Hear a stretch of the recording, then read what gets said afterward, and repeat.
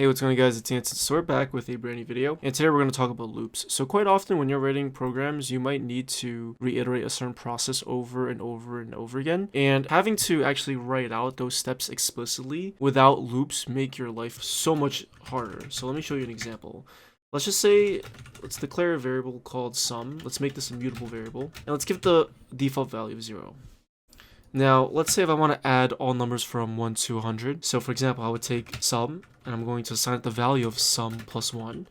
And then after, I'm going to do the same thing but add it by 2. And on the next line, I'm going to add it by 3. And then we can go ahead and continue this. And there's nothing wrong with doing this because this does achieve what we want. But of course, you don't want to just sit there and write out all of these lines of code to get all of the numbers added up from 1 to 100. It just becomes very, very tedious. So obviously, there's a way that we can fix this. And that's with loops. Okay, so loops are just a very simple concept. They just allow us to literally loop or repeat a number of steps over and over and over again. Okay, and to use them, we need to use the loop keyword and specify a pair of curly braces. And inside these curly braces, this is called the body of the loop. This is where we're going to have all of our logic, all the stuff that we want to reiterate over and over and over again. Okay, so let's just do a simple print line. Let's just say hello world. And let's just compile our code now. So let's do rusty source loops. Okay, don't worry about the wordings, but if I run this code, and after we run our code, you can see right over here that we have an infinite amount of hello worlds being printed out. Let's exit out of there using Control-C. The reason why this is happening is because inside of the loop, we're not controlling when the loop is supposed to stop. It's just literally looping over and over and over again, but we're not telling it when it needs to stop. So what we need to do inside our loop is we need to specify a condition so that we know when the loop should exit. So what we're going to do is we're going to declare a variable. This is going to be a mutable variable. Let's call it counter. And let's give it the value of 0. So this value is very important. This value needs to be incremented every single time in the loop. So what we're going to do is we're going to write an if statement, and we're going to specify a condition. And that condition is basically going to control the amount of times our loop is going to execute. So if I wanted to loop this 100 times, I can go ahead and say, look, if counter is less than 100, let's print out the current value of counter. Okay, let me get rid of this hello world. And what's important is we then need to increment the value of counter by 1 because we're trying to loop 100 times. So we're going to update the value of counter. That way, the next time when we loop again in the next iteration, counter is going to be an updated value. So for example, if we were to walk through this loop, counter is currently 0. We're inside this if case.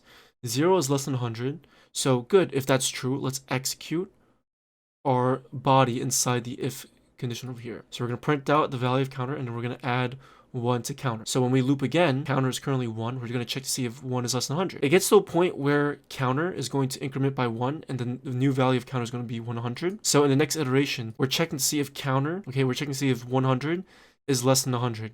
And since that is false, we're not going to execute this body over here, but instead we're going to go inside an else case, and we're going to use the break keyword to break out of the loop. So I'm going to show you what actually happens right now. So let's go ahead and just simply compile our code. Now if I run it, you're going to see that it's going to print out all numbers from 0 up to 99, or 0 to 99. But watch what happens if I get rid of the break. Okay. If I get rid of the break, you're going to see that this cursor is still blinking, and that means we have never exited out the loop. Let's Control-Z again, and let's compile it in case you guys missed it. See how it printed all the way up to 99, and then it just stopped. We're outside of the program now. So let's go ahead and actually add all the numbers from 1 to 100. So I'm actually going to change counter to 1 instead. And what I'm going to do is I'll simply just do this. I'm going to go ahead and take the current value of sum. So this is going to be our accumulator variable. It's going to hold the total sum of all numbers from 1 to 100. So we're going to take counter or sum and then add it to counter. But we should actually, that's fine. And then I'm going to change the condition to less than or equal to, because if we don't, that means it's not going to add the 100, because when counter is 100, remember this block of code is not going to be executed. So it's not going to add the 100. So we're not going to get the actual sum of all numbers from 1 to 100. So let me actually go ahead and print out sum in the end, just to show you guys what this actually looks like.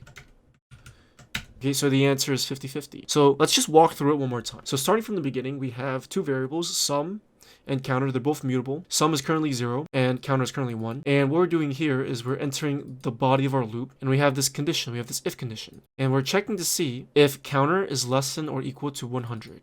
So counter is currently 1.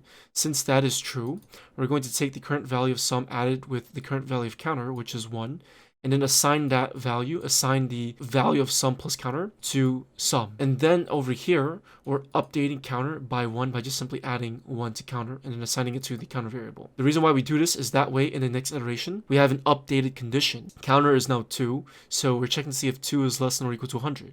If we never update counter, counter is always just going to stay the same number every single time, which means the condition is always going to be the same. It's never going to ever test for new values. It's always going to be 1 less than or equal to 100, which is always going to be true.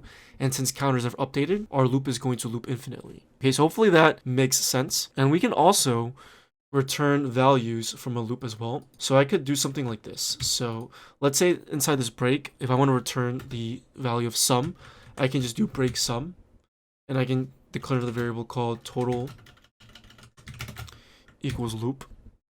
Okay, and then I can print out the value of total, and I forgot to add the exclamation mark like always. Oh, we need a curly.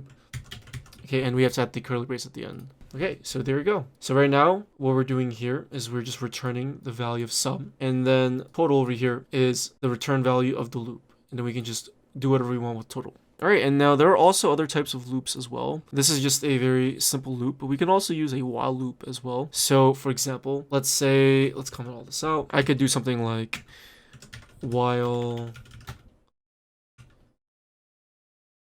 let's just do counter is not equal to 5, and what we'll do is we'll just print out the current value of counter, and then every single time we will just increment counter by 1. Okay, and we can also do a shorthand of this counter plus 1. This is called a combined assignment operator. It's the same thing as what we have over here, but in just shorthand. So we'll just take counter and add 1 to counter and then reassign that value to counter. Hopefully that makes sense. So let's compile our code. And again, I need to add the exclamation mark. I always forget it. And there we go, 1, 2, 3, 4. It's not printing 5 because we're checking to see if it's not equal to 5. Okay, pretty straightforward stuff. And that's pretty much it for while loops and just loops in general. There's also something called a for in loop, but we're not going to talk about that right now. We'll talk about that later time when we work with different types of collections, for example, like arrays. So yeah, I just wanted to do a quick video showing you guys how loops work. So I'll see you guys in my next video. Peace.